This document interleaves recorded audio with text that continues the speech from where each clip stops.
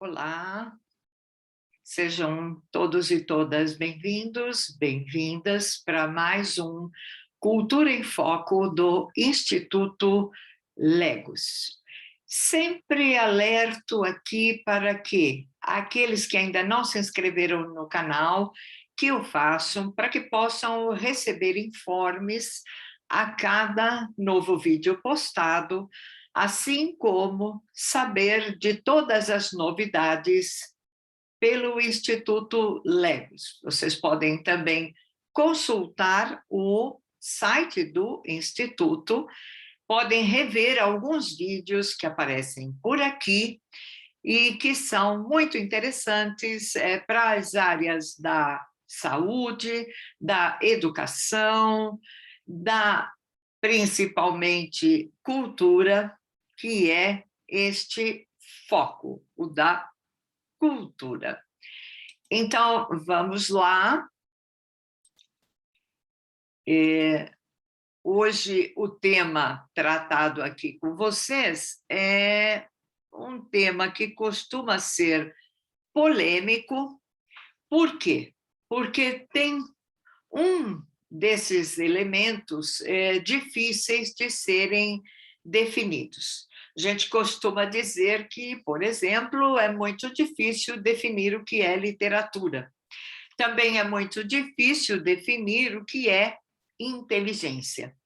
Na tentativa de fazer isso, quase sempre acabamos adjetivando a palavra inteligência, como aqui eu vou tratar da inteligência libidinal.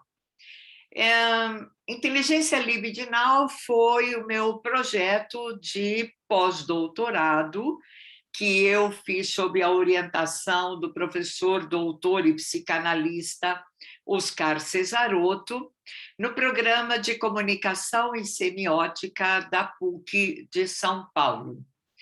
Eu faço sempre a ressalva que é um título também pensado pelo professor Oscar, já que durante uma palestra no Café Lacaniano, que acontece mensalmente, nós falaríamos sobre inteligência artificial e num ato falho próprio, não é, das nossas intenções, acabou saindo inteligência libidinal. Isso deu o start para começar uma pesquisa. Aqui algumas imagens do que a gente costuma chamar de inteligência.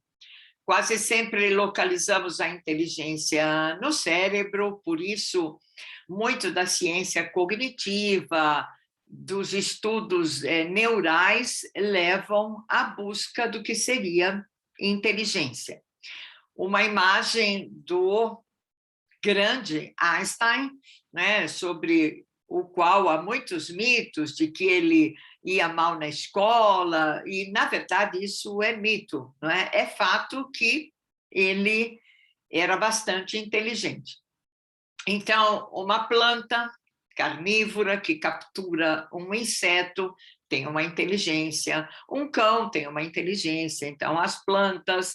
E, bem, seria interessante, como em um diálogo de Platão, que, representando, né, as falas socráticas, Sócrates teria dito que seria muito interessante que se pudesse colocar a inteligência num copo e este copo, colocado por alguém, pudesse ser tomado por outro alguém e assim a inteligência aconteceria.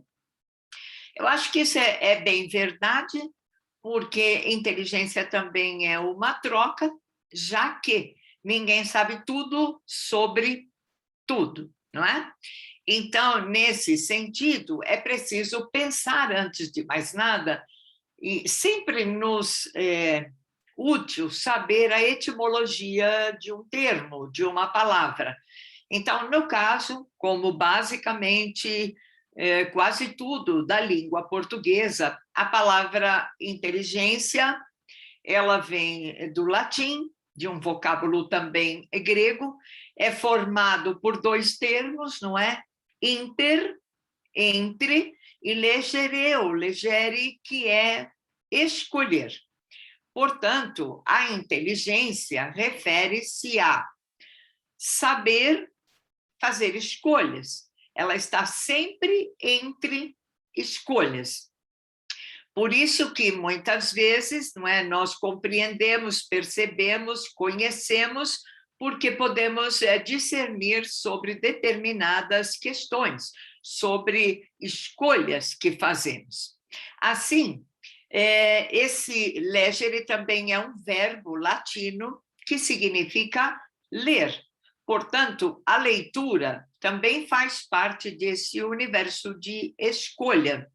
E ler, não é? Nós já falamos aqui em outros vídeos, se vocês voltarem, vão perceber algumas falas da professora doutora Antônia Maria Nakayama sobre o que é leitura. Professora Adilson Silva Oliveira também já tratou desse tema aqui durante um simpósio, não é? Então, ler é saber juntar palavras, períodos, temas, ou, como a psicanálise enuncia, é uma cadeia de significantes. Portanto, qualquer um de nós é inteligente, porque nós fazemos isso cotidianamente, né? Nós estamos sempre entre escolhas, fazendo leituras, não só pelos signos de códigos verbais, mas como aqueles imagéticos, simbólicos, ícones, links, enfim, as leituras são diversas. Bem, já que aqui nós estamos tratando da inteligência libidinal, e aqui libidinal usada como um adjetivo para a inteligência, como se a inteligência pudesse partir da libido. Então, para a psicanálise, a partir de Freud, libido está ligado ao desejo, não é? Não dá para separar isto daquilo que Freud denominou uma zona libidinal do desenvolvimento. Portanto, o desenvolvimento passa pela libido. Por isso, uma pergunta. Então, essa inteligência libidinal é aquela capaz de entender as zonas erógenas, não é? Aquelas que Freud nomeou como fases. A fase oral, anal, fálica e, portanto, simbólica. Nesse sentido, já há uma pausa. Se a inteligência estabelece-se por esses limites de escolher, de leituras, e se uma inteligência libidinal trabalha, não é, estas zonas, será que esta pergunta, as máquinas têm inteligência libidinal, faria sentido? Aliás, a gente já não acha muito sentido em dizer que as máquinas são inteligentes, ou que possam adquirir inteligência, que dirá uma inteligência libidinal. E aí a gente poderia dizer, os programadores, não é, dessas máquinas, seriam eles mães fálicas? Porque assim tratamos as mães também em relação às suas crias, não é? Mães fálicas ou as mães a quem algo falta e que, portanto, é preciso completar com elementos simbólicos. Um deles é o próprio filho, né? Ou as produções que fazemos, porque não são apenas filhos no sentido biológico, são aqueles intelectuais também.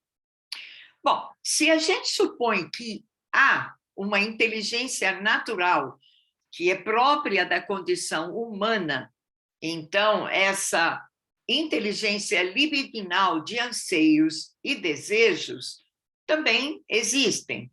Ora, então seria possível também uma inteligência artificial, já que artificial é aquilo feito por um artifício, mas também produzido pelo humano. A máquina, por exemplo, é uma dessas produções. Então, se nesse sentido da produção ela é um artifício, ela é humana, porque produzida por humanos e que trabalham com todas estas questões e, sem dúvida, com a questão do desejo que ilumina a libido ou uma inteligência libidinal. Bom, para definir inteligência, e me parece quase sempre que a gente pensa na aprendizagem, há muita gente que já trabalhou com essa questão. Piaget, com todas aquelas fases do desenvolvimento, Vygotsky, não é? Com a questão das zonas de proximidade, alguém ensina para alguém, lembra aquela taça, uma taça cheia pode ser passada a outro e transmitir inteligência. Alguns, como Chomsky, que discutem se a inteligência é inata, portanto, se nós já nascemos com a inteligência, ou se temos à nossa frente uma página em branco que é preenchida pela cultura e aí pela inteligência. Não coloquei aqui, mas não podemos deixar de falar de Paulo Freire, o grande educador, que colocou exatamente esta questão da cultura da interação, como também propôs Vygotsky, para a inteligência. Mais uma vez, recomendo que repassem alguns vídeos postados aqui pelo Instituto Legos, em que estas questões sobre a inteligência e a aprendizagem são colocadas. Para contar algo rápido do cotidiano, não é? Já experimentaram ensinar uma criança a andar de bicicleta? É mais ou menos o que a gente faz na aprendizagem, mas eu creio que é o que se faz em relação a tudo que leva a uma inteligência. Há uma prática, mas há regras, e há uma coisa que é fundamental, a repetição, não é? Não há como aprender de imediato sem que você repita a ação. Quanto mais repetição, mais você se apropria de uma habilidade. Portanto, é certo quem diz, são inteligentes aqueles que sim buscam, não é, uma oportunidade e com ela estudam, repetem, erram e com isso a inteligência se solidifica. Bem, na psicanálise, esses dois grandes, não é, Freud e Jacques Lacan, pensaram a questão também da inteligência. Freud, inclusive, foi um tanto lacônico em dizer que ensinar seria algo impossível, no sentido de que, se a gente volta à história da taça, para ele ficaria impossível pegar uma taça cheia, dar para o outro, e com isso a inteligência seria passada, não é, imediatamente. Portanto, talvez aqui a gente deva pensar na inteligência como esta busca dos seus desejos, com essa repetição, levando em consideração o seu desejo, e com isso haveria aprendizagem e inteligência.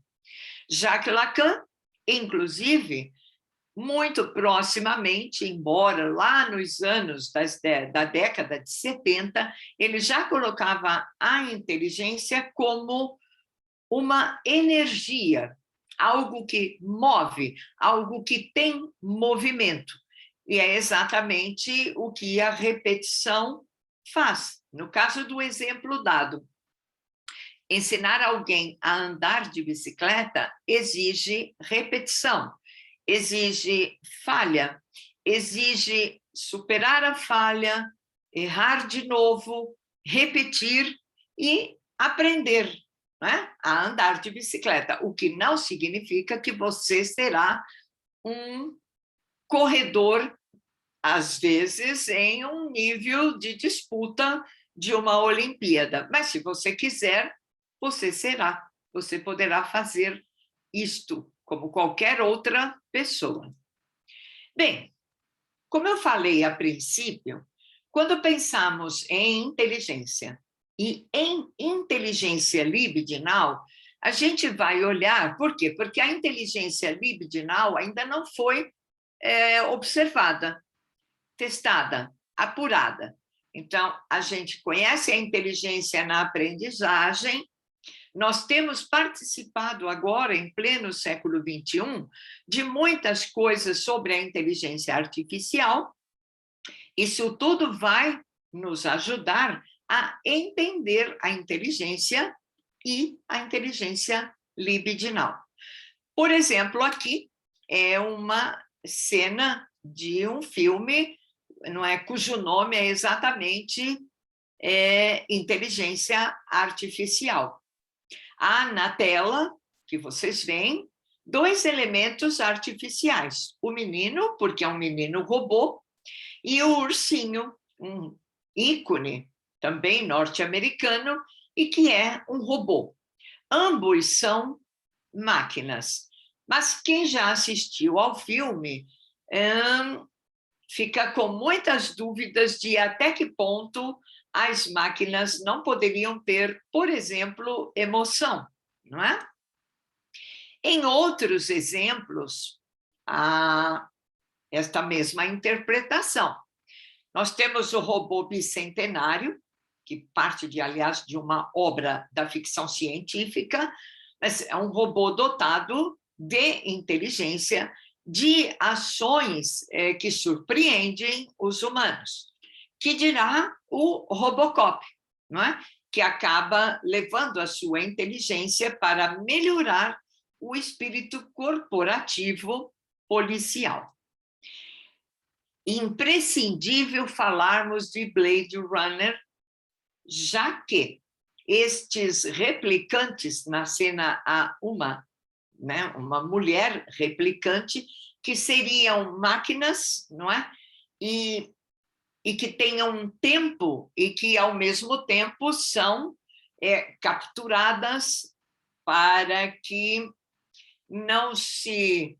A palavra não é proliferar ou procriar, mas para que a inteligência deles não supere também a humana.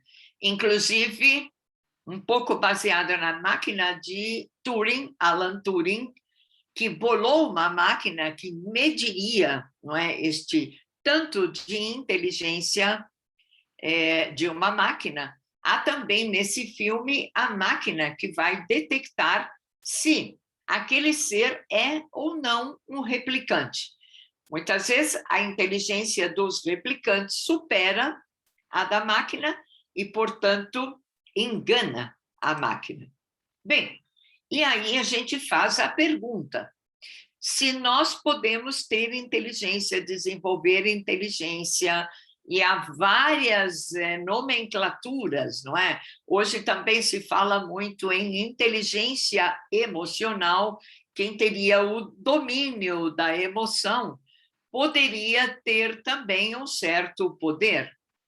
Também está na moda pensar em inteligência relacional, que o nome se apropria daquilo que as empresas exigem das pessoas, que haja relações, que haja equipe, que haja um pensamento concentrado, como fazem também publicitários quando se reúnem para ter uma grande ideia. Então, nesse sentido, volto à pergunta: as máquinas podem pensar? Aliás, elas podem sonhar, né? Um pouco do filme Inteligência Artificial está aí baseada em uma história que conta sobre sonhos de androides, eles sonhando com carneirinhos quando não conseguem dormir. As máquinas podem escrever histórias e, com isso, então, as máquinas poderiam compor narrativas, mitos, ideias, não é, simbólicas. Bem, Tempos atrás, uma máquina Deep Blue, que era um computador, conseguiu derrotar o grande mestre do xadrez, Kasparov.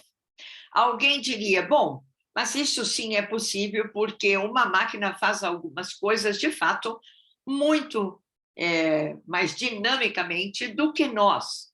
Um caso são as contas, digamos assim, as possibilidades, que é exatamente uma das armas do xadrez. Nesse caso, a gente poderia ter considerado o Deep Blue mais inteligente do que Kasparov.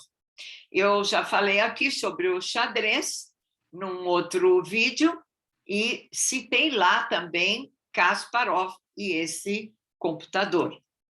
Bem, aqui vocês têm um robô, há pessoas, há crianças. Este robô, ele está contando histórias. Vocês diriam, isso é fácil, você coloca ali uma memória, o robô apenas fala o que está nesse disquinho lá dentro. Mas não é bem assim, porque ele improvisa, ele literalmente está contando histórias que ele vai inventando, de dados que ele reconhece. Então, é possível, não é que é possível, já há robôs que fazem, de fato, isso, inclusive contendo uma inteligência aí que é libidinal, porque é também levado por desejos, por anseios, como os dois robôs de inteligência artificial, o filme, o menino e o ursinho. Bem, como é que tudo isso também começou? Um pouco eu já falei. A máquina de Turing, de Alan Turing, era uma tentativa de fazer uma prova de que a máquina poderia aprender. Um outro estudioso da inteligência, John Searle, ele propôs uma experiência que ele chamou de o quarto chinês. Isto para combater as ideias de que a máquina aprenderia. Mas, segundo ele, a máquina era apenas uma leitora de códigos já existentes. Então, à minha esquerda, já que é um quarto chinês, não é? Um chinês deposita no quarto várias informações que são analisadas, são estudadas, e, bem, por exemplo, se as informações que ele passa referem-se a um texto escrito em chinês, ótimo. Mas se as informações que ele passa são um texto escrito em língua inglesa ou portuguesa ou em qualquer outra língua, significa que, do outro lado, o chinês que vai receber essas informações conseguiria ler uma coisa já traduzida. Ora, o que o pesquisador está nos dizendo? Que a máquina é isso. Alguém coloca uma informação, essa informação é trabalhada, o input, quando sai o output, sai a informação já pronta para alguém que não conhece nada das coisas que foram ali colocadas. Esta é uma ideia para dizer que, nesse caso, não há inteligência por parte da máquina. Ela apenas resolve elementos que foram colocados por um programador para que saiam do outro lado exatamente para a pessoa, para que essa pessoa possa entender, mesmo que ela não saiba nada daquela língua. Mais ou menos semelhante ao nosso uso de um tradutor. Então, eu vou para Moscou, eu não sei falar russo, mas eu tenho um programa que faz a tradução em tempo real. Então, na verdade, aquela máquina, ela não sabe russo, mas ela tem informações, códigos da língua russa e da língua, no meu caso, a língua portuguesa, e ela vai transportar para mim os elementos que eu desconheço. Isto seria mais ou menos o que faz um quarto chinês. Mas, como vocês viram anteriormente, aquele robô está contando uma história. Ele está criando, então não é algo que já esteja lá dentro. Como isso acontece? Exatamente como quando vou ensinar alguém a andar de bicicleta. Eu coloco na pessoa, mas também poderia ser um robô que quer aprender a andar de bicicleta, eu vou colocar regras, o que precisa fazer, frear, pedalar, parar, colocar o pé no chão, são regras. Só que há o acaso, o improviso. Portanto, no caso do robô, ele está trabalhando com improviso. Quem aprende a andar de bicicleta também precisa sair daquelas regras e aprender que, às vezes, há necessidade de improvisar. Bom, se a máquina também conseguir o improviso, então, sim, ela aprendeu para além das regras que foram ali colocadas. Bem, um outro exemplo, anos atrás, foi um robô que a gente chama pelo feminino, Tai. Ela foi colocada pela Microsoft em ação no Twitter. Ora, o Twitter, vocês sabem, não é? São frases curtas de uma interação muito rápida. O tempo que Tai ficou ali no Twitter, ela foi aprendendo. Só que, veja bem, ela aprendeu para além daquelas regras. Por quê?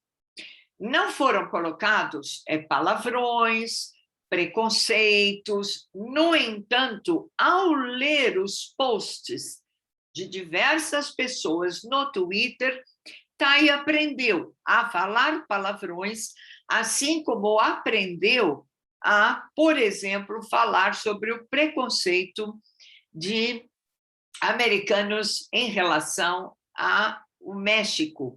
Inclusive, na época, falava-se naquele muro que seria levantado separando México e Estados Unidos. Ou seja, nesse caso, e muito para o mal, nós percebemos que o robô Tai aprendeu, foi além das regras colocadas.